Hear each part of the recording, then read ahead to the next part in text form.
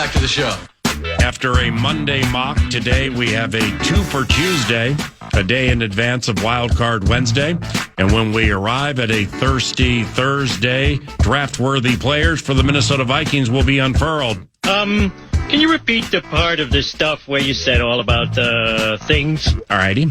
What we mean is from Mendoza through Delane, the Monday mock was zany and controversial. And the NFL Draft Intensive 2 for Tuesday offers a beef eater who swallows up guards and centers and runners like a new age Casey Hampton, and a receiver who runs like the wind and will be quite familiar to those vibing the Love Covenant on 740 The Fan. And perhaps Kyler or Carson or young JJ will be provided the opportunity to take a glance at Lance. Can you repeat the part of this stuff where you said all about things? Sure. Let's try this.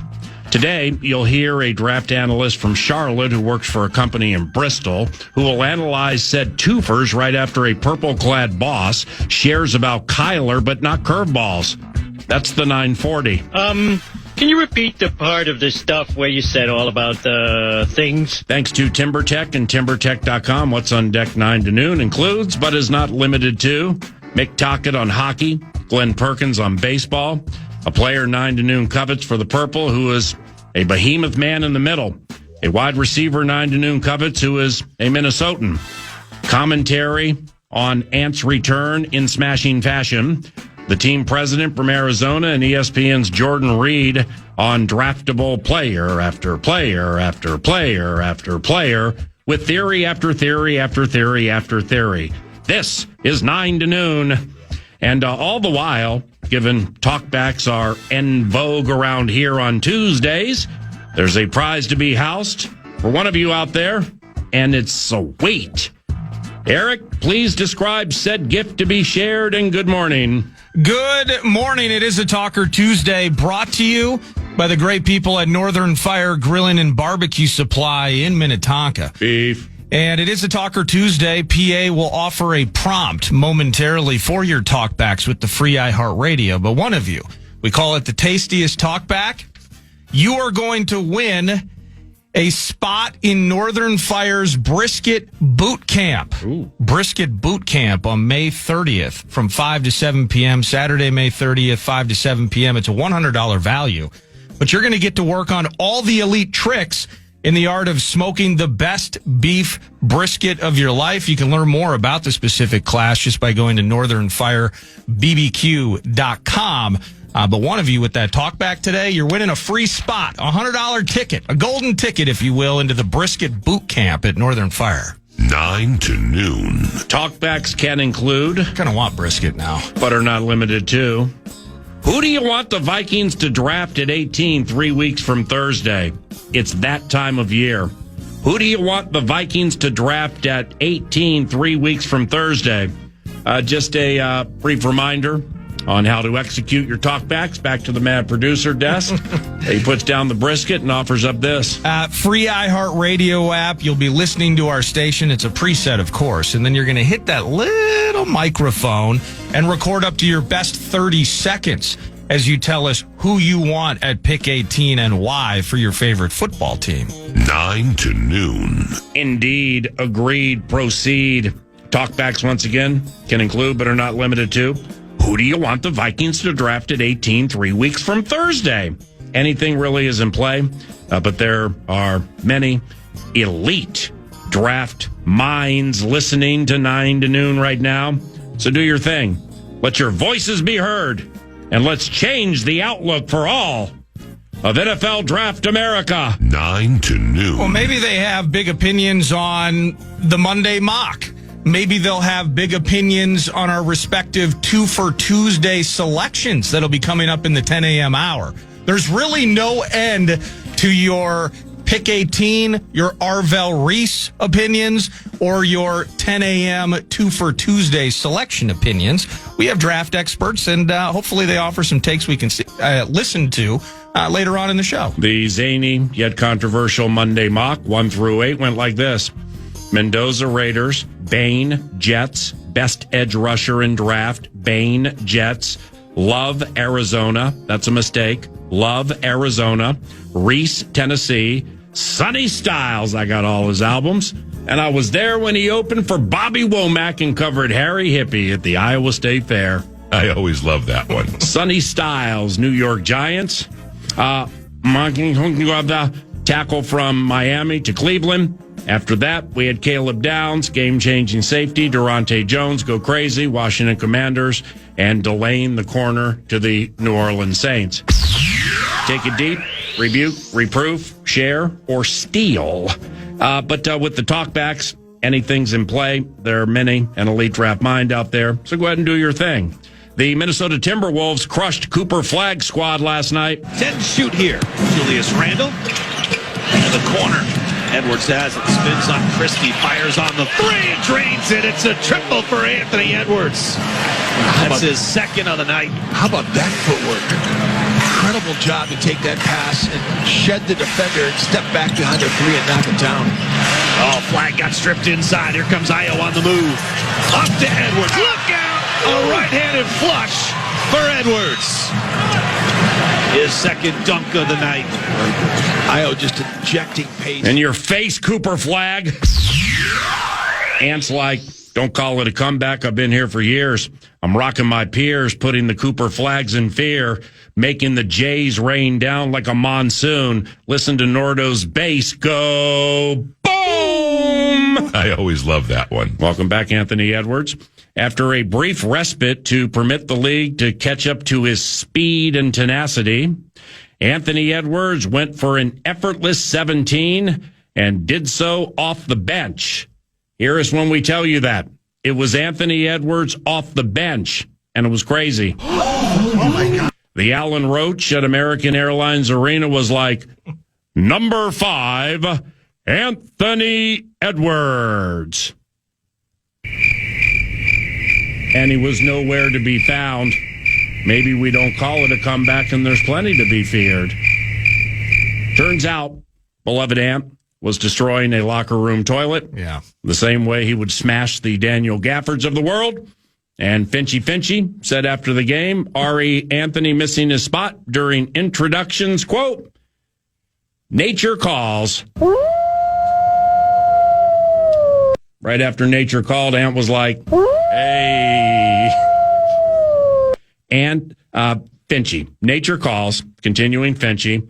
Ant was awesome, man. His defense was outstanding. He just let the game come to him. Stayed aggressive. Made quicker decisions. And things looked kind of easy for him as a result. By the way, is that the game or his trip to the bathroom at American Airlines Center? Well, one leads to the other, and it's up to those filing reports via the talkback to determine which goes first. Whether we call it a comeback because there was something to be feared. Number 5, Anthony Edwards. What happened? Did you give me the wrong sheet, Vern? Is he still out? What happened? By the way, how badly did Trader Tim rip off the baby Bulls with the old Ayu Dosunmu deal? Ayu Dosunmu. He recorded the second triple-double of his career with 18 points, a career-high 15 rebounds, and 12 assists in 33 minutes. The last time Finchy joined 9 to Noon was in advance of a victory over the Houston Rockets, a dramatic victory in overtime, putting a 15-0 on said squad in OT to win. That day, 9 to Noon, Finchy called Amen Thompson the best rebounding guard in the NBA. Maybe Ayo was listening, and he's like, hello. Oh my gosh. 15 rebounds for Ayo Dosunmu, and he's the guard. While Bulls fans were lamenting getting blown out by San Antonio, their former player, Ayu Dosunmu, was mixing in a triple-double and made it easy to be howling with the homies. It's a hooty-hoo thing, right? Western Conference standings check with 7 to play, and here they are. The Lakers were minus Luka Doncic last night, and they smashed the diseased Wiz.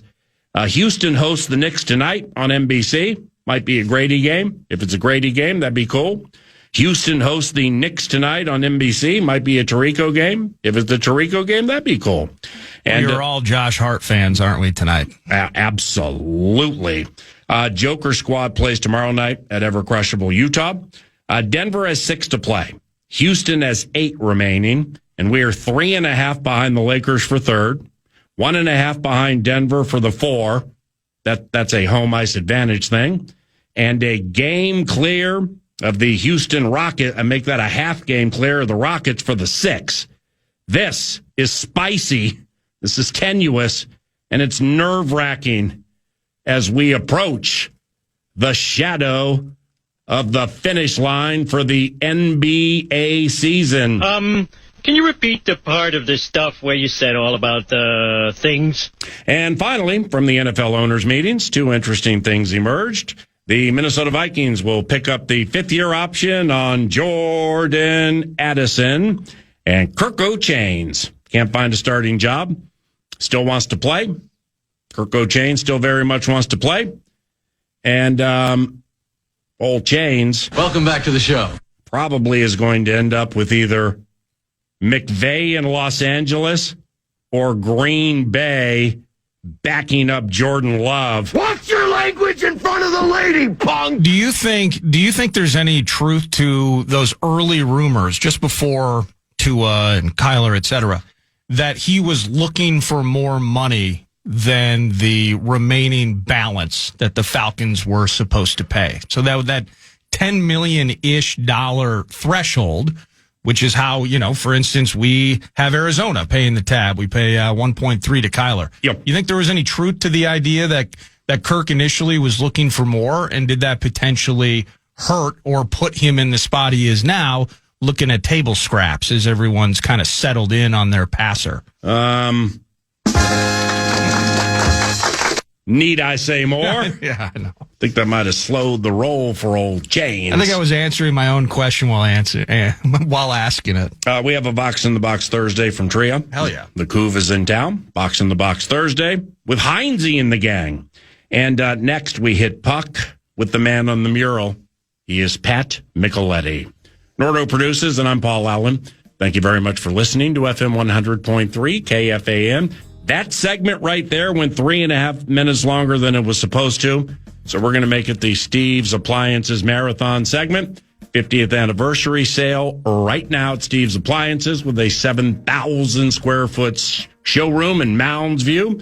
Nordo's been to the showroom. Nordo's had a washing machine and a dryer installed courtesy of Steve's. And like Nordo, you will save money, specifically during the 50th anniversary sale. If you need appliances, stevesappliances.com, stevesappliances.com. And on behalf of the owners, Sarah and Jordan, Brian by their side, they wish all of you a happy Easter on behalf of Steve's Appliances and stevesappliances.com. McTockett on Brett Larson, the Minnesota Wild, and more when 9 to noon continues at FM 100.3 KFAN. And good morning.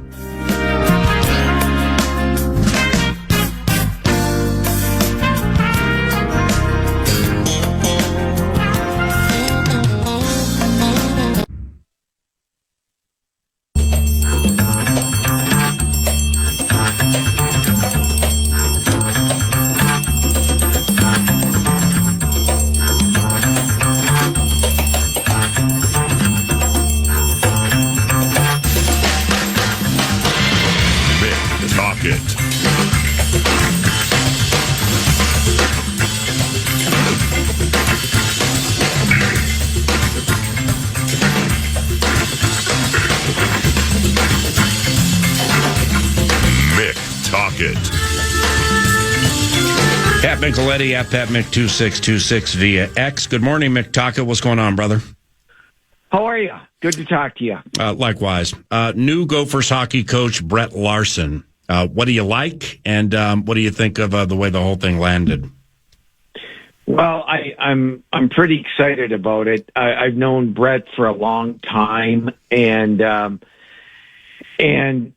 you know, I know a lot of people who know him outside of my knowledge of him, and you know, as the process just went along. It just felt like he really is the right guy for this program right now. And so I'm really, really, really encouraged about, what he's going to bring to the table. Okay, well, with the what's next plan for Larson and like what he's walking into, it was pointed out to me by an elite hockey mind that all season fans kept hearing the team struggled, mostly due to the fact that they were young. Motzko said it over and over. Media members kind of doubled down on it. So what is Larson walking into, and do you believe the youthful nature of the most recent team played into the demise of a season? Well, I'll put it to you this way. Bob made a decision to honor the commitments that he made to the players that he recruited, and not go after the guys in the portal who were available, and the new rule allowing the CHL players to come in. And so he went that route, and it backfired. And so that's when you do that, you bring in guys that may not be ready yet. Well, that's what's going to happen to your season, and that's what's happened this past year. And so I really I think there'll be a different approach this year. In fact, I know there will be a different approach, and with the NIL, Paul, and it's not any different in any sport. You can go from a place that you were that was not very good to being one of the top teams in the country. And I think that's what the plan is, that Brett is going to bring. And, we'll see how it plays out. Well, the reason I brought it up that way is because, in the ever-changing world of sports, okay, I recall years ago, I think when Bemidji got good, when Mankato was good with Hastings, there was kind of a common thread about having older players, and you got these big trees and everything, and the players are older than the youthful nature of like what the Gophers had last year. But what's interesting here is when you deep dive the Frozen Four, Denver and Michigan, the totality of the roster actually is younger than what the Gophers had this year. So, I'm all confused. I mean, do we still want older players, or what do you think of the whole thing? I mean, that's a great question, because, and I will go, when you're looking at the Frozen Four and who wins it every year, the best team in college hockey, is not the best team every year. I mean, they just aren't, because of the way the system is, and it's a one game, and on any given night, any team can beat anybody, and that's just factual. And so I don't know the answer to that, because you look at a team like Michigan, the number one team in the country. They are the most talented team in the country. There is no question about it. Their skill level, their depth, it's really unmatched. It really, they are that good. But you know what? It doesn't mean they're going to win a national championship. If they were to play a best of seven against any other team in the country, they would win. There's no doubt in my mind. But that's not the reality that we face. So, every team has and I always tell people this, there are different ways to win. You can outskill them, you can grind them, you can, just have the best goaltender in the country, just win games for you. So there's different ways to win. And quite frankly, I don't have that answer. Hey, back to the Gophers for a second, Patrick. Now, you know how I love the rumor mill. I love all the juicy bits. Well, given the fact that it sounds like one, potentially two Cullens will be playing Gophers hockey, I saw initially when Brett Larson was hired, kind of throwing out the idea, I wonder if Matt Cullen would join the staff. Do we know when Larson starts hiring assistants and such? And what do you think about Matt Cullen being a Maroon and Golder? Well, I don't want to speak for Brett. I do know that he plans on completing his staff this week. And I do believe that Matt Cullen is going to have a role in that. Again, I do not want to, get ahead of myself or speak for Brett, but I think there's a very, very good chance that you will see Matt Cullen in some capacity for Minnesota. And quite frankly, I think it's wonderful, because if Matt Cullen has the ability to talk to some of these kids and just tell them, why Minnesota would be the place to play, and help the kid understand what it's going to take if he wants to get to that next level, I don't think there is a better person to do that than Matt Cullen. Brett Larson, by the way, new coach of the Gophers hockey team, joins 9 to noon in studio tomorrow at 11 o'clock. Brett Larson. That is fantastic. With us in studio in fantastic fashion tomorrow at 11 o'clock. Frozen Four, Denver and Michigan and Wisconsin and North Dakota in Vegas, April 9th and the 11th. Denver in search of its record 11th national title and has made the Frozen Four for a fourth time the last 5 seasons. How is this team always so good? Well, I think they prepare. I think they prepare from day one, and they know, and I think they, they approach it as, they prepare each game as a 1-game series.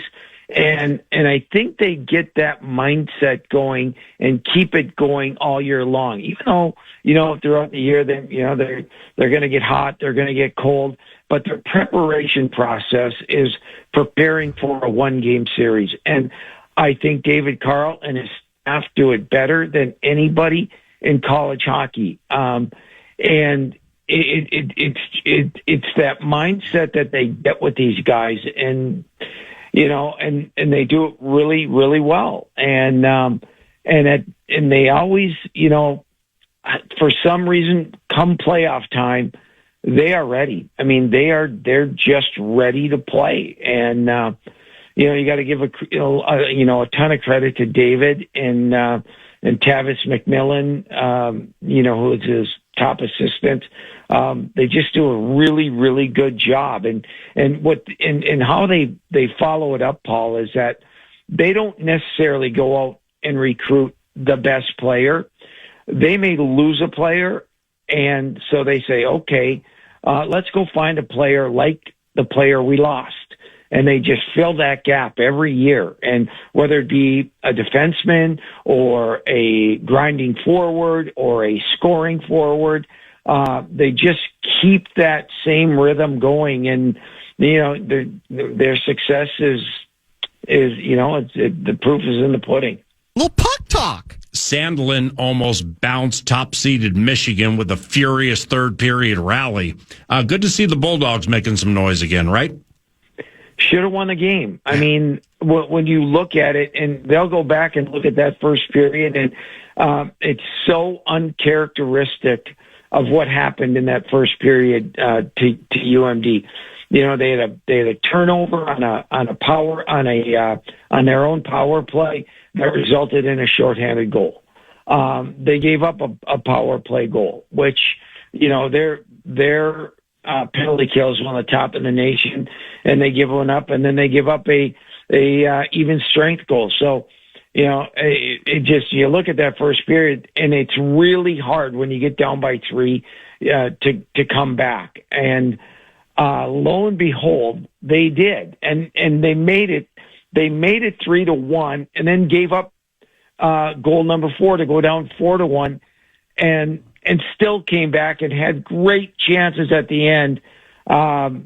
Great coach, just one of the best coaches in college hockey, and even at 3-0, I'm like, this game is not over yet, and I said that because I didn't know if Michigan had the wherewithal to be able to hold them off, and I say that, and that's been kind of the norm of the Big Ten, is that you look at over the past 4 or 5 years, the talent that is in the Big Ten and the teams, but they've never been able to close. And so I thought, you know what?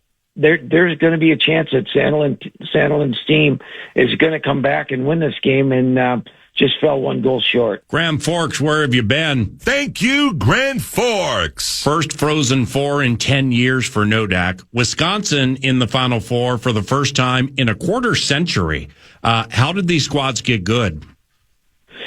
Well, massive turnover for North Dakota, new coach.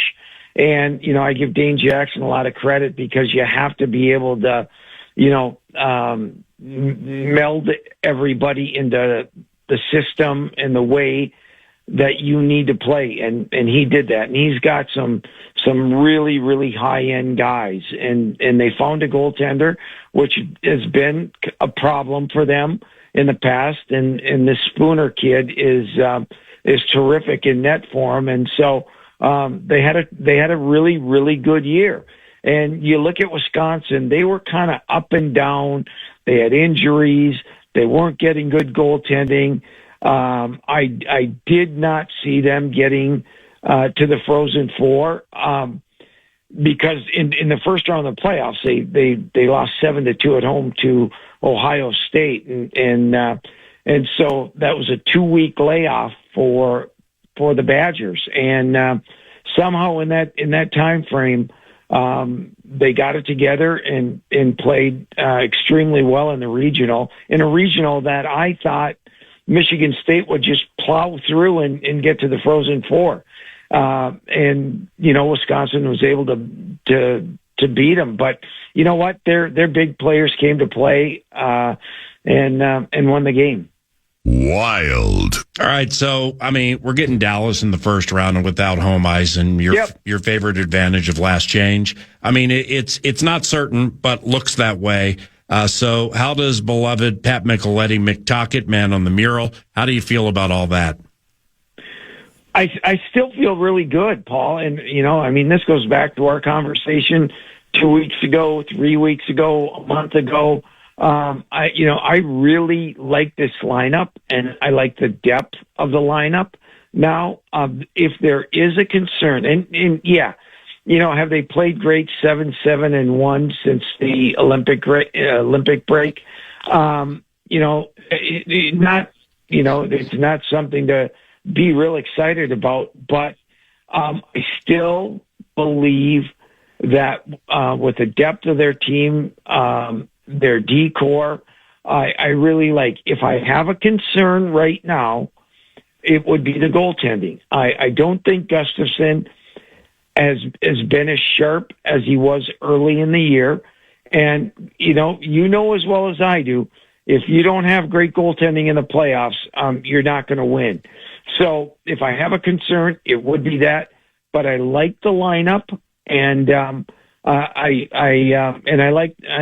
don't mind the matchup as much as some other people do. So I'm still very, very bullish on our squad. Kaprizov said after the Boston game he needs to play better. What do you think he means by that? Well, I think he needs to. When he's at his strength, he is hard on the puck. He is, he's shooting the puck more. He's getting in the right spots, and the same could be said for Boldy. If these two guys aren't scoring in the playoffs, well, it's going to be an issue. But you can say that for a lot of other teams. If they're top guys aren't going, they're not going to win. And so I think he knows it. But you know what? I don't, and I've never worried about them. I'll go back to when we had this conversation when people were panicking about him not scoring in, only 3 goals in whatever number of games. A player like him has that ability to turn it on. And once he gets it going again, which he will, I think they'll be fine. Similarly with Matt Boldy, Mick, maybe it's the same thing. You just have faith that your big timers find the right moves and find the right moments because it's been 7 straight for Boldy without a tally. What's up with Matt? Yep. Well, I think it's the same thing, and I think Gordo or Nordo. How with that Gordo? I can be Gordo. That's fine. Nordo. Yeah. No, I'm gonna have to start calling Gordo. Gordo, right? I think where we're at in this season, there's 8 games left. So, from game 60 to game 75, 80, whatever, they knew where they're going to be, and they're going to play Dallas. And were they going to be able to catch them and get home ice? That's pretty much, not going to happen now. So it's not like they're not trying. It's almost like, okay, let's get to the playoffs and get rolling and really get our focus back. I think they're kind of in just one of those modes where, okay, let's get through with this and get to the playoff type mode. Who do you believe right now would be favored? And I think recently it's been Urov, but you mentioned how much you just appreciate you're good with the lineup, or there are some aspects that you like about it. Would it be would he be favored to kind of continue being the odd man out as Heinze finishes his tinkering and kind of locks things in for the Dallas series? Well, if you look at the depth, right, and you're going to have guys in and out, and I think it's going to be kind of a game-to-game type scenario in the playoffs where, is Johansson going to come out and Urov go in, or where's Brink gonna play? But you have that flexibility, and I think they'll put their lineup out game 1. They'll play the game, and they'll determine, maybe we, with the speed of a Urov, we can exploit, Dallas here. Maybe sure. With the ability of Brink around the net, maybe he's a guy that we can slide in there. Johansson, the way he passes a puck, does he create more room for Eck and Boldy so they can play their game a little bit. So I don't think it's this guy's in and this guy's completely out type scenario. And this is something that this team hasn't had in the past, to give them options, to move guys around. Is Nick Foligno going to be, in the middle, or do you move him to the wing and put Urov there with both Folignos? I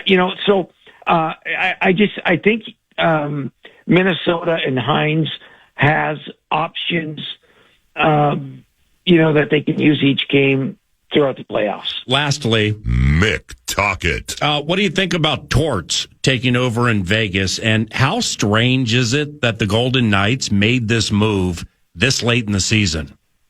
I'm shocked by it, to be quite honest. Bruce Cassidy will get hired immediately, after the playoffs are done. And some are even saying, hey, watch out for Edmonton, maybe, firing their coach and bringing Cassidy in. That would be, and those two teams might face each other in the first round. So something like that could happen. I was really, really shocked. I think this was done to give Vegas some sort of spark. But what it's not going to do, Paul, is improve their goaltending.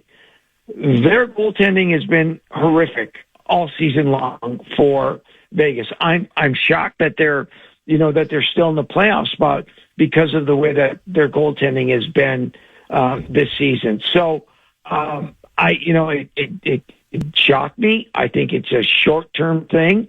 The rest of the season and the playoffs. I don't think he's, going to be back next year.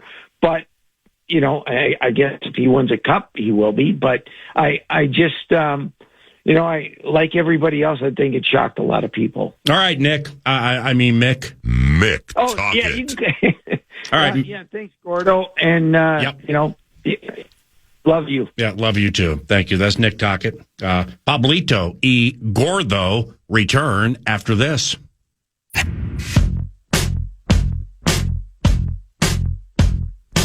9 to noon.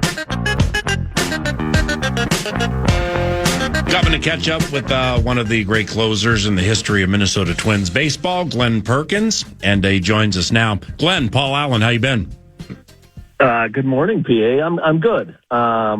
Appreciate you having me on. It's been a while. Right on, brother. Being in the Comcast family, when I found you guys at the 1261 spot during the O's series, Corey on lead vocals, you next to him, and then next to you, Justin Morneau. Now they got meatloafed. 2 out of 3 was bad, but nevertheless, you guys seem like you were having a great time with that season opening series.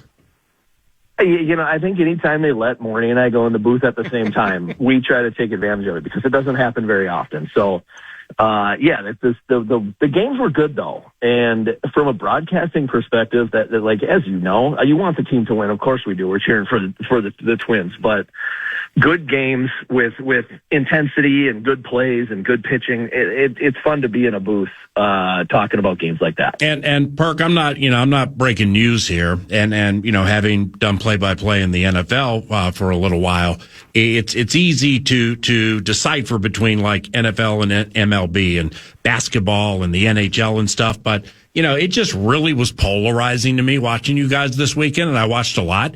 I mean, baseball is especially on TV, it's such a wonderful storytelling vibe. And that's what I felt you guys personified, man. You guys have story immortality to share, you and Justin Morneau. Well, and I think that's why they stick us together. And that's what's great about baseball is the downtime that you have. And the biggest difference between TV and radio is on TV, you have time to be able to talk and to be able to ask questions and tell stories and talk about memories and all of those things. It's what I love about doing TV because there's so much, I don't want to say downtime, but there's enough space in baseball with a foul ball and time in between pitches that, you get to talk a little bit. And I love it. It's fun. It's, to be entertaining, I guess. I've really enjoyed, and as I've gotten more comfortable, I feel like I've gotten better. But being able to go back and forth with Morney is really fun. I'm excited coming up in a couple of weeks. It's either the Twins are home for a series, and we go to Toronto for the weekend. When we come back, I'm going to be in the booth with Paul Molitor, and so I don't think him and I will go back and forth poking at each other like Morney and I do, but I'm going to get some stuff out of him and pull some stories out of him that I'm really excited about. I think it's going to be awesome to get him on the TV side, and to be able to share a booth with him is pretty insane. Yeah, that's going to be HOF by your side, but you're a natural, man. Fox. And I really, really enjoyed it. All right, let's get real. Twins at Kansas City yesterday, only one on that game. Is timely hitting potentially going to be an issue all season? I think just consistent offense. And a lot is riding on guys like Royce Lewis and Brooks Lee and Luke Keyshaw. Can he repeat what he did last year? It's guys taking the next step. And then there's a few guys I think that want to show that what they did last year was for real. But being consistent is going to be the hardest part. I think we saw that the first 2 games in Baltimore, not a ton of offense, missed opportunities, and then a bunch of offense on Sunday, and then back to yesterday now. One swing of the bat, 1 run, and that's it. So I think it's going to be a way to try to find consistency on the offensive side. That's going to be the theme all year. All right, ABS and Josh Bell and Shelty getting tossed Sunday. Automated balls and strikes. It's a big talker in Major League Baseball, concluding week 1 of the 2026. ABS, Bell, and Shelty. What led to the manager losing his cool? So the way that you challenge is obviously it's the catcher, the hitter, or the pitcher, and you have to tap the top of your helmet or your hat if you're the pitcher. But along with that is basically every team has said to their pitchers, don't challenge. You guys are too emotional. You're not good enough at knowing where pitches are. And so I think there's a little bit of, I guess maybe a blind spot where the umpires are after a pitch, a close pitch, they're probably going to look at the hitter and the catcher. And the pitcher is going to be in the background. And if they're not in the umpire's peripheral vision, I think they're going to miss a potential pitcher challenge. And that's what happened. Ryan Helsley tapped his hat right away. And then nothing happened. And he was out on the mound thinking, look at me, trying to get their attention like, hey, I want to challenge that pitch. I think it was a strike. I think in the replay, and even Shelty talking before the game yesterday, he realized that he maybe got a little emotional too, which it's going to happen late in game situations like that. He thought it was too late, so he went out there and stated his case. Right. But that's what happened there. It's like the pitcher, nobody's looking at the pitcher because they shouldn't be challenging. And Helsley did, and he got one. All right, so you're an elite baseball mind. What does Perk make of the automated balls and strikes machine and players making the calls? I love it. Just in the sense of they're getting more calls right, which is the goal. It's been awesome. The reaction in the crowd, fans like it as much as they like any other play. I think with the way attention spans are now, what's cool about it is that every pitch actually matters because something might happen on that pitch, where baseball forever was just what happens at the end of an at-bat. Like there might be some tension, intense moments during an at-bat, but by and large, it's just what happens with the result of an at-bat. And more often than not in baseball, nothing good happens. It's a pop-out, it's an easy ground ball, which is why we in the booth get to just continue talking.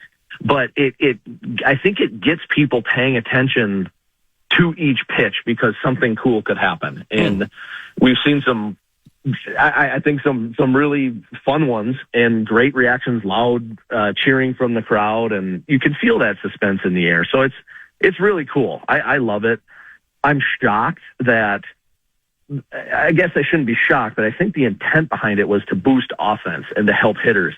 And catchers have been way better so far than hitters at determining what is and isn't a strike. Yeah, so like you know, on the Bell strikeout, seriously 3% of the ball was on the line, meaning it was 97% not a strike. But at 3% was a strike, and really into the equation, that's all that matters, right? It is, and there was one in that series. It had to be on that day. That Sunday, there were 10 challenges, which is the most in any game so far this year. And there was one that I think it was like the thickness of the seam. And so we're talking about like, I don't know, stack up 5 pieces of paper. Yeah. That's how much of the ball caught the strike zone, but have the technology to do it. And why not? So strikes are strikes, balls are balls. Yeah. And I think not having hitters complain to umpires during at-bats is a good development too, where now the umpire can say, hey, if you don't like my call, you're welcome to challenge it. So the onus is on the hitter now. And so I think it provides a neat element. Okay, agreed. We're going letter of the law with this. Ain't no doubt about it. So does that mean on double plays where maybe the foot grazed the second base or not? I mean, are we going to go letter of the law on that too? They do. If you can see it, if they can see something, they'll call it. Nope. And that actually happened on a replay at second base. Luke Keyshaw made a tag, and he got called out. The base runner got called out. The Orioles challenged, and it didn't look like Keyshaw touched him. And so I don't know if they decided we can't tell, so we're going to leave the call as it is, or he did just clip him. That's all it takes. All right, so like with the umps who are missing these calls and are relying on ABS to make it right, which is cool. But like your guy, CB Buckner, I think he missed 8 on Sunday. I mean, like what happens with them? I don't want to say fallout because that would be too significant, but like what do they do to help these umpires become more accurate? Well, they have, and umpires, to their credit, have gotten really, really good at this. And by and large, the overturns that you see are A majority of them for sure are within an inch of the strike zone. And I think a lot of them end up being like less than a half an inch, which is crazy when you think about the velocity and the movement. And there is no defined box that they look at. It's a judgment call based on where that ball crosses and how good they are. Like, it's very impressive how good they are. I think everybody was waiting to see how CB was going to do in his first game. And I'm assuming that most people thought it went exactly how it was they thought it would. I don't know if those guys end up learning from it. It looked like he just got frustrated. So I don't know if it's something that he ends up saying, this isn't for me anymore. This game isn't the game that I've umped my whole life. I don't want to do it. So I could see that being the case too. Wow. But I think having added accountability for umpires is a good thing. But at the same time, like I said, they've done a really, really good job by and large. Yep, no doubt. Glen Perkins, 9 to noon. A few quickies to close here. Twins home opener is Friday against the Tampa Bay Rays. Now, a couple of home runs at Baltimore for Royce Lewis. Also was pinch hit for in the season opener and struck out with the bases loaded in a big spot on Sunday. What message are you sending to Royce by pinch hitting for him? I think there's a couple of things. One is that Shelty just thought he had a better option than Larnach coming off the bench. I think the other thing is nothing is going to be given to you. You're going to have to earn it. And he's earned it in the past, but he struggled last year. He struggled in spring training. And so I think there was a little bit of maybe a not so subtle message to him that you're going to have to earn your at-bats.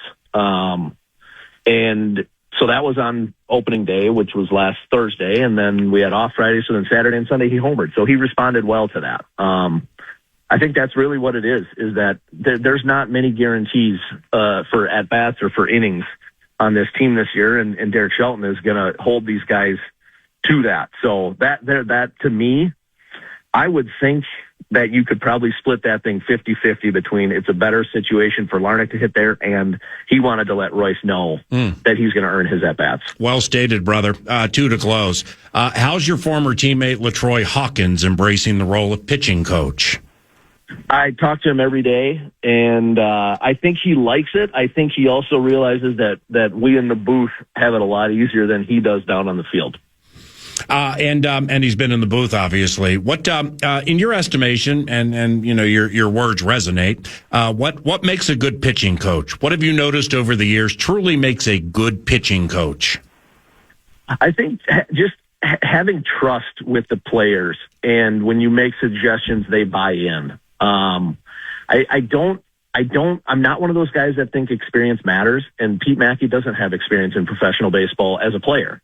But he's able to challenge guys. He's able to convince guys that his ideas are going to make them better, and guys have bought in. And I think that's it. To me, it's somebody that you can have a relationship and trust with. I was fortunate to have a lot of those guys in the minor leagues and in the big leagues, and I think they have one here too. It's why in the coaching overhaul in the offseason, they kept Pete Mackey, because I think the pitchers really do like him. And I misspoke. I meant bullpen coach for LaTroy Hawkins. Now, bullpen. Go ahead. I'll tell you, bullpen coach, you want to have somebody that keeps it loose down there, because it gets really tense. Right, and that's a perfect guy. All right, lastly, home opener later this week. As a former player and big-time fan of the Minnesota Twins, in your estimation, Perk, how should fans view the team this season as they work through new ownership and recouping cash and stuff? And clearly there's been a lot of change. Oh, boy. It's definitely a find out type of year. I think if everything went their way, if every guy that they wanted to improve improved, and every guy that needed to prove they belong here proved that, they could compete, and they could compete throughout the summer. That's asking a lot. They're going to need to stay healthy. They're going to need to find a way to fill Pablo Lopez's hole in the rotation. I don't know as a fan how you handle teams like this that are on the periphery of competing. They're not going to have the worst record in baseball, but they're not going to finish the season with the best record in baseball. And so I don't know. I mean, I think that's what's nice about Target Field, I guess, is that more often than not, you got a nice summer day. It's a great place to go watch a game. And there's guys on the team that are entertaining to watch. You never know what Byron Buxton's going to do. Luke Keyshaw, Joe Ryan is a Joe Ryan start, I think, is worth the price of admission. Amen. And so there's some things there, but it's not the best time to be a Twins fan right now, especially when you think back a couple of years of how awesome that place was for the short playoff run that they made. So hang with it, I guess, is what I would say, which doesn't feel great. Glenn, you're fantastic. Thank you very much for the time, and we'll stay in touch, okay? Appreciate it, PA. We'll talk to you later. See you about Glen Perkins, 9 to noon. We have a set list change. Mark Wilf, president and co-owner of the Minnesota Vikings, scheduled for 11, actually is going to join from Scottsdale, Arizona, and the owners' meetings next segment. It's 9 to